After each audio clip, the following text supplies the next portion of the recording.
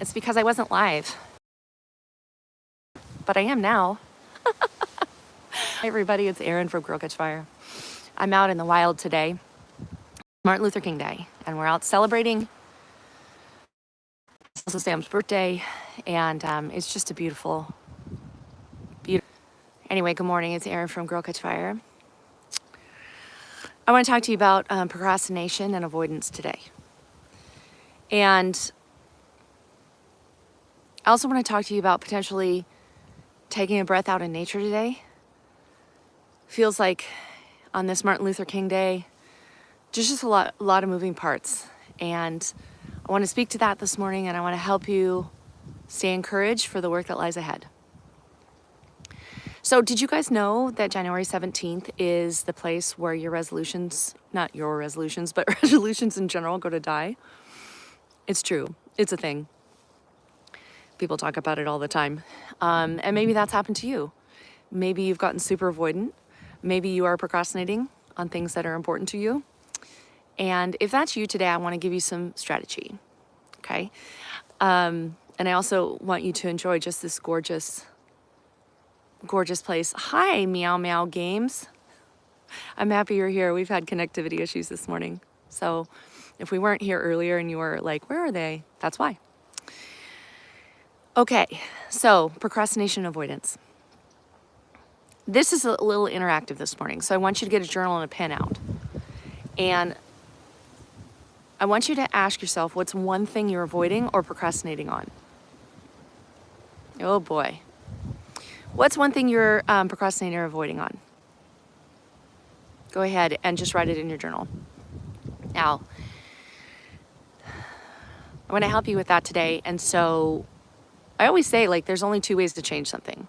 You either change your mind or you change your strategy. Well, today I'm going to add a third one. I'm going to add a third strategy. And it's more like a soul set. So let's start with the mindset stuff. Easy peas, right? Let's just go top water on this thing that you're avoiding. What are you avoiding? Did you write it down? Did you think of something? Maybe it came to your mind immediately. Second question, why did you want that in the first place? Go ahead and write it down. Why did you want that in the first place?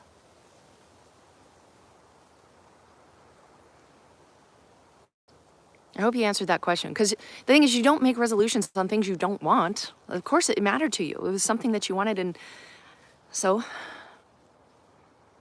it was important to you at one time. Why? Okay, now the third question, and this one's important, is that why sturdy enough to support the work that's going to be required to get it done? And I'll give you an example.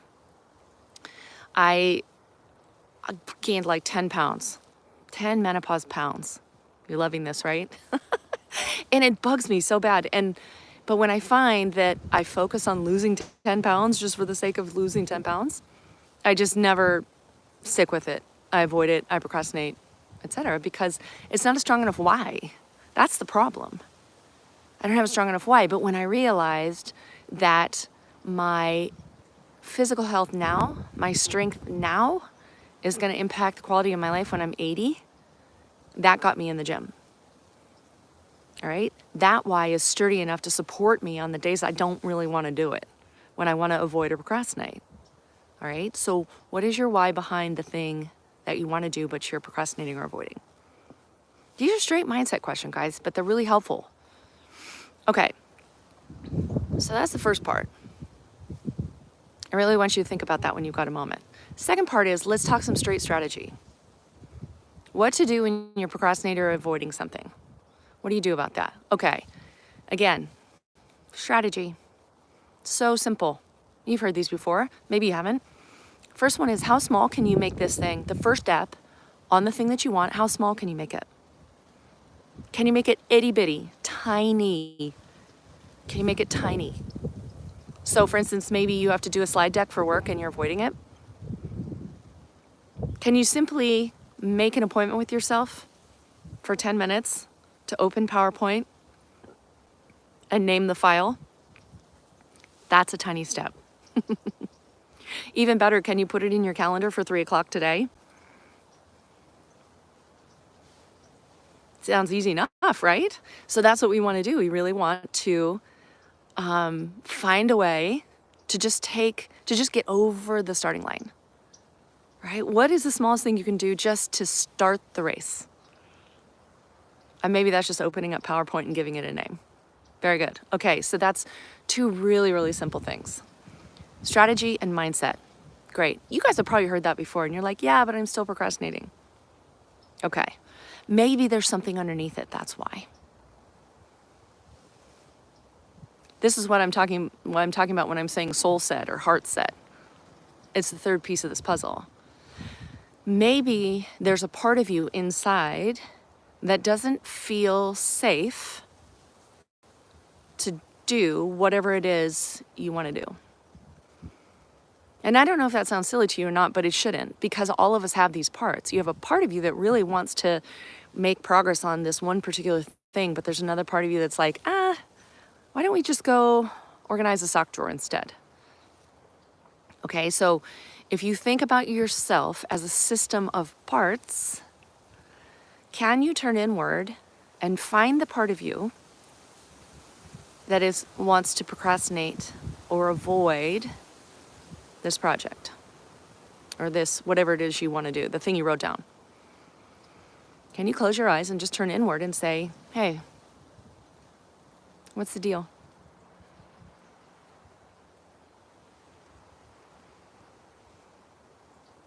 This is where things start to get really powerful, because some of you have told yourself a story for so long when your resolutions fail around January 17th that you're a failure, or you are lazy, or you don't have enough stick-to-itivity, or whatever the story is. Okay, yeah, we got to rip those stories out, but recognize that those stories might be coming from a part of you that when you were younger was never allowed to fail at anything. Right? Some of you have a story in your mind that you can't try new stuff because if you fail, you'll be judged, shamed, criticized, you won't be loved. So it makes sense that part of you is like, maybe not. Let's just skip this. All right, so consider for a second just turning inward to that part of you that is afraid to make a move on something that's important to you simply because it isn't safe to do so. For whatever reason. Maybe it's failure. Maybe it's shame. Maybe it's just a pervasive sense that I'm not good enough. I'm not good enough to try this. I'm not good enough to achieve something like this, but it's too painful to acknowledge that. So instead, I'm just going to say the problem is procrastination. Maybe. But if the problem is just procrastination, the mindset and the strategic stuff should probably work. You should probably get after it at 3 o'clock today. So we really got to get underneath the hood and see what's going on under there. And why is it that some part of you doesn't feel safe to do what it is you want to do? So I hope that's stirring something in you if you can just turn inward and ask that part, like, what is it? And wait to see what they say. Okay? Now, instead of shaming that part, judging it, can you just be curious about it? Be like, oh, where'd that come from? How long have you believed that? That's when you're starting to really uncover some of the emotional drivers that live underneath that mindset of yours. Isn't that cool? Wouldn't it be handy to know if there is a part of you that absolutely, positively is not going to allow you to make moves on something that's important to you? Would that be useful? I think so. So next step, can you turn inward toward that part and send it some love? Maybe it's a part of you that's just grieving. Maybe it's just sad for whatever reason. Can you turn to that part and just send it some love? Not for any other reason. You're not trying to motivate it to go get your stuff done at 3 o'clock. You're just saying, like, I see you. And send it some love and some compassion. Now notice, when you're sending love and compassion to a part of yourself, who's doing the sending? You are. You are not a part. okay? You are the calm, clear, confident self that can recognize parts of you that are worried, fearful, sad, etc., okay? By the way, this is the basis of internal family systems, which is something we do a lot of around here. So once you've sent that part some love and just said, hey, I see you, and I recognize that this is hard for you, ask it what it needs. What do you need right now? How can I help? Like a caring adult would. You might find that this part is starting to relax. And that's going to be helpful when you want to go make moves on stuff. Last thing I want to say to you guys today. Thanks for being patient with our tech stuff this morning. I appreciate that. It took me a minute to get this all figured out. It is Martin Luther King Day today. We're celebrating Dr. King. And maybe there's a part of you that is feeling kind of helpless or hopeless about the state of the world, state of things. That's the case. I get it. Maybe send that part some love too. And maybe that's the part that's saying, like, what's the point of advancing things? What's the point of being brave with my life? What's the point of doing hard things, you know? Don't even know if it's gonna work. There's a tinge of hopelessness there. Let's turn to Dr. King for that, shall we? Dr. King, on April 3rd, 1968, the night before he was assassinated, was speaking to striking sanitation workers in Memphis. When he said this, and I share this with you today, just in case there's a part of you that feels like there's no point in continuing to strive and continuing to try and continue to advance your own dreams and goals. I'm sure there are plenty of times that Dr. King felt the same, and I'm not comparing myself. We're not doing that. We are saying is that we have an excellent model of somebody who was brave with their life in unprecedented and glorious ways, and we can just take a lesson from him. Okay, so listen to what Dr. King said to those striking sanitation workers. And by the way, he knew he was in danger. He knew that what he was doing was endangering his life when he was asking for racial and economic justice, okay? So he said this, he said, I don't know what will happen now. We've got some difficult days ahead. But it doesn't matter. I've been to the mountaintop. And like anybody, I would like to live a long life, and this has been truncated slightly. But I'm not concerned about that now. I just want to do God's will. And he's allowed me to go up to the mountain, and I've looked over the other side into the promised land.